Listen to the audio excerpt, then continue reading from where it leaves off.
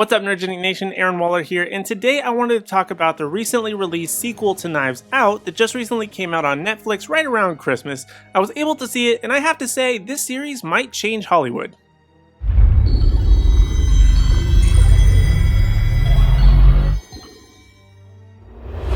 Glass Onion is the story of famed Southern detective Benoit Blanc as he travels to a Greek island for his latest case involving a group of friends who get together for a murder mystery party that quickly becomes all too real. Now, I was a big fan of Knives Out. Actually, I'm a bit of a sucker for a good murder mystery, but Knives Out and Glass Onion are able to do something that I have always seen as a formula for disaster: a laundry list of high-profile actors coming together to make a film.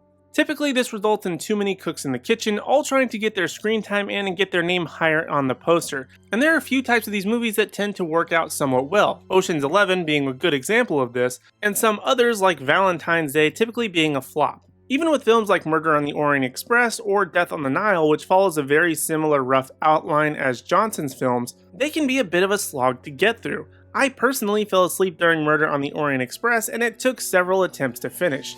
But both Knives Out and Glass Onion are able to outdo both Murder on the Orient Express and Death on the Nile in just about every way that I think that they can in this modern era of high-caliber ensemble murder mysteries, that I don't think that they've been able to outdo 1985's Clue. But Glass Onion doubles down on the first film and of course sees the return of Daniel Craig, as well as a laundry list of high-profile or up-and-coming actors who are and or have been getting more and more attention and roles. And just as with what happened with Knives Out, Glass Onion is a masterclass in everyone playing their roles in a pitch-perfect way that never feels boring. You somehow root for some of the worst characters while trying to solve the mystery, and even at times end up having to change who you're rooting for, or even suspect once, if not several times as the film progresses, which I think is a testament to the writing of the film.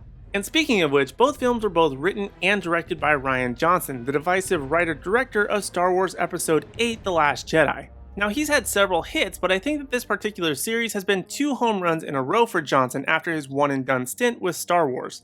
And though there isn't anything special in the directing aspect of it in my opinion, the writing is where this movie really shines. Johnson has a way of weaving several storylines with one another and bringing them all together in a satisfying close, whether they be related to that final major outcome of the film or just a story along the way.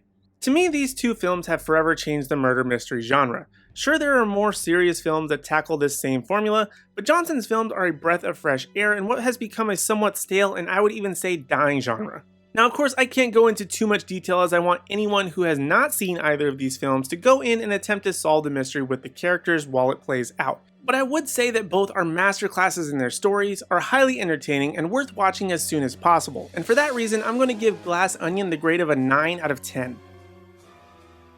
It's honestly such a good time with plenty of twists and turns throughout, and as someone who has seen an outstanding amount of movies, I tend to pick up on patterns in films or subtle clues that can ultimately spoil plot points or even the ending. So it's refreshing to be able to watch something that I don't know what's going to happen next, who's going to go where or do what, and the films really keep me engaged in a whodunit type of story without sacrificing any style for substance. I genuinely hope that Rian Johnson continues to make more of these films. Even if they come out every couple of years, they will always be worth the wait.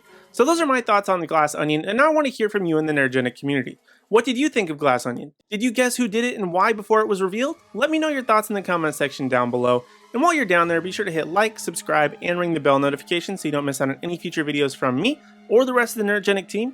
And also be sure to give us a follow across all social media platforms at Nerdgenic. That way you don't miss out on any special news, announcements, or articles at nerdgenic.com. But in the meantime, if you want even more video content from us, check out one of my latest superhero videos right over here, or check out Russ's review of Avatar: The Way of Water right over here. Other than that, thank you guys so much for watching, we really do appreciate it, and we hope to see you in the next video.